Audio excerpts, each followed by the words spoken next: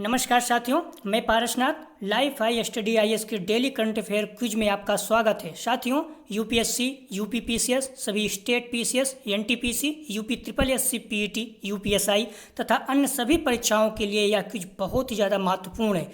सभी प्रश्न पूर्व में किसी न किसी एग्जाम में पूछे गए प्रश्नों पर आधारित हैं, अर्थात जो पूर्व में एग्जाम में प्रश्न आए हुए हैं उन्हीं को आधार बनाकर प्रश्न बनाए गए हैं। इसलिए साथियों, प्रश्नों को ध्यान से देखिएगा, यहाँ से एग्जाम में आपको प्रश्न सेम टू सेम मिल सकते हैं। साथियों, प्रश्नों पर आएँ उससे पहले यदि आप चैनल को सब्सक्राइब नहीं किए हैं तो प्लीज़ चैनल को सब्सक्राइब, शेयर और लाइक कीजिए। साथियों, पहला प्रश्न है, हाल ही में चर्चा में रहा अभियान राबता मुहिम किस राज्य द्वारा लागू किया जा रहा है? राजस्थान, हरियाणा, पंजाब, बिहार। साथियों, सही जवाब है सी, पंजाब। पंजाब में सरकारी शिक्षकों ने राज्य स्कूल शिक्षा विभाग द्वारा आयोजित एक सप्ताह के लंबे अभियान राबता मुहिम को सफलतापूर्वक पूरा किया। इस अभियान के माध्यम से प्राथमिक छात्रों को 12.71 लाख अभिभावकों से संपर्क किया गया। इस कार्यक्रम का उद्देश्य माता पिता शिक्षकों के बीच फोन के माध्यम से संपर्क को सुविधाजनक बनाना, शिक्षा, स्वास्थ्य, बच्चों को कोविड से संक्रमित होने से बचाने के बारे में चर्चा करना था। ओलेग नोवोत्स्की और प्योत्र डवरोव जिन्होंने हाल ही में 7 घंटे का स्पेस वॉक किया, किस देश से संबंधित? साथियों, ये इंपॉर्टेंट क्वेश्चन है। अमेरिका, जापान, चीन और रूस। साथियों, इसका सही जवाब है डी, रूस। ओलेग नोवोत्स्की और प्योत्र डवरोव नाम के 2 रूसी अंतरिक्ष यात्री एक नए रूसी मॉड्यूल के आगमन की तैयारी के लिए 7 घंटे के स्पेस वॉक पर अंतर्राष्ट्रीय अंतरिक्ष स्टेशन से बाहर निकले। अप्रैल में अंतरिक्ष स्टेशन पर पहुंचे दोनों अंतरिक्ष यात्रियों के लिए यह पहला स्पेस वॉक है। उन्होंने एक नौका बहुउद्देशीय प्रयोगशाला मॉड्यूल के आने से पहले अंतर्राष्ट्रीय अंतरिक्ष स्टेशन के बाहर पुरानी बैटरियों के बदलने के सहित कई तकनीकी कार्य किए हैं। अगला प्रश्न है, हाल ही में किस देश ने अंतर्राष्ट्रीय कोविड-19 वैक्सीन शेयरिंग प्रोग्राम की घोषणा की? अंतर्राष्ट्रीय कोविड-19 वैक्सीन शेयरिंग प्रोग्राम की घोषणा की। Australia, United kingdom, America, Bharat. America के राष्ट्रपति जो बाइडेन अंतर्राष्ट्रीय कोविड-19 वैक्सीन शेयरिंग प्रोग्राम की घोषणा की है। बाइडेन प्रशासन की इस योजना के तहत 75% अतिरिक्त खुराकें संयुक्त राष्ट्र के सहयोग से चलाई जा रही कोवैक्स पहल के जरिए भेजी जाएगी। अमेरिका की इस पहल के तहत भारत को भी मदद मिलेगी।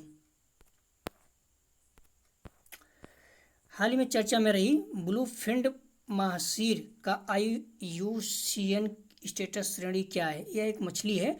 List concern, near threatened, vulnerable, endangered. साथियों, इसका सही जवाब है ए, लिस्ट कंसर्न। हाल ही में ब्लूफिंड महासीर को IUCN के रेड लिस्ट में लिस्ट कंसर्न की कैटेगरी में शामिल किया गया है। ब्लूफिंड महासीर, यह जानकारी टाटा पावर द्वारा दी गई है। टाटा पावर पिछले 50 साल से ब्लूफिंड और गोल्डन महासीर की संरक्षण की दिशा में काम कर रहा है। WWF की माने तो गोल्डन महासीर अभी भी IUCN की रेड लिस्ट के इंडेंजर्ड कैटेगरी में शामिल है। हाल ही में सुप्रीम कोर्ट ने केदारनाथ सिंह बनाम बिहार राज्य 1962 मामले के फैसले का हवाला देते हुए किस व्यक्ति पर लगे राजद्रोह के मामले को रद्द कर दिया? साथियों, इसका जो धारा है ये ध्यान देना आप लोग। विनोद कुमार, विकनेक कुमार, विनोद दुआ, विकनेक दुआ। इसका सही जवाब है सी, विनोद कुमार। सुप्रीम कोर्ट ने हिमाचल प्रदेश के शिमला में पत्रकार विनोद दुआ के खिलाफ देशद्रोह के मामले को खारिज कर दिया। दरअसल अपने यूट्यूब शो पर केंद्र सरकार की आलोचना करने की वजह से एक स्थानीय नेता ने उनके खिलाफ FIR दर्ज कराई थी। पत्रकार पर निम्नलिखित धाराओं के तहत मामला दर्ज किया गया था। 124A sedition, 268 public nuisance, 501 printing matter known to be defamatory, 505 statements conductive to public mischief. साथियों, ये धाराएँ आप लोग भी व्हाट्सएप, यूट्यूब, ढेर सारी जगह एडिट वीडियो भेजते रहते हैं, तो ध्यान रखा करिए। हाल ही में चर्चा में रहा HDFC बैंक ने कब तक कार्बन न्यूट्रल बनने की योजना बनाई है? 2022-23, 2026-27, 2031-32, 2035-36। साथियों का सही जवाब है सी, 2031-32। HDFC ने 31-32 तक कार्बन न्यूट्रल बनने का लक्ष्य रखी है। HDFC ने कहा कि वह अपने क्रियाकलापों में अक्षय ऊर्जा का उपयोग को शामिल करेगा, साथ ही वह उत्सर्जन और पानी ऊर्जा की खपत भी कम करेगा। साथियों, जहां अक्षय ऊर्जा, सौर ऊर्जा जैसी चीज़ें आ जाएं तो प्रश्न इंपॉर्टेंट हो जाता है। अपनी ESG रणनीति के हिस्से के तहत वह कम ब्याज दर पर इलेक्ट्रिक वाहनों जैसे ग्रीन प्रोडक्ट के लिए ऋण पेशकश भी करेगा। HDFC ग्रीन बॉन्ड जारी करने के लिए एक रूपरेखा पर भी काम कर रहा है। हाल ही में सरकार ने न्यूनतम मजदूरी तय करने के लिए एक समिति का गठन किया है। इसके अध्यक्ष कौन है? साथियों, ये एक बार एग्जाम में आ चुका है, तो इम्पोर्टेंट हो जाता है इस तरह से जब प्रश्न एक बार आ चुका रहता है। तारिका चक्रवर्ती, अनुश्री सिन्हा, H श्रीनिवास, अजीत मिश्रा। इसका सही जवाब है डी, अजीत मिश्रा।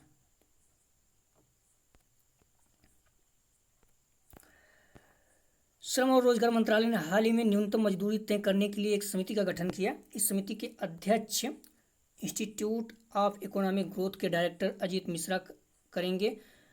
इसमें सदस्यों के तौर पर तारिका चक्रवर्ती, अनुश्री सिन्हा, विभा भल्ला, H श्रीनिवास, सदस्य सचिव के तौर पर DPS नेगी शामिल होंगे। सालों भर के भीतर मजदूरी पर सरकार द्वारा बनाई गई है दूसरी विशेषज्ञ समिति। इसका मतलब ये दूसरी थी, इसका मतलब पहले बन चुकी है। और पहले क्या थी? अनूप सत्यपथी की अध्यक्षता में पहले के पैनल की स्थापना 17 जनवरी 2018 को की गई थी। हाल ही में किस देश ने फिंग्यून 4B नई पीढ़ी का मौसम उपग्रह किस देश का उपग्रह है? साथियों, इंपॉर्टेंट क्वेश्चन है। जापान, दक्षिण कोरिया, चीन, ताइवान। साथियों, इसका सही जवाब है सी, चीन। चीन ने मौसम पूर्वानुमान के लिए फिंग्यून 4B उपग्रह लॉन्च किया है। लॉन्ग मार्च 3B रॉकेट के जरिए लॉन्च हुआ यह उपग्रह चीन के लिए एक नई पीढ़ी की मौसम विज्ञान संबंधी उपग्रह में पहला है। मौसम विज्ञान संबंधी उपग्रह में पहला है। चीन के सिचुआन प्रांत में मौजूद सिचियांग सैटेलाइट लॉन्च सेंटर से लॉन्च किया गया।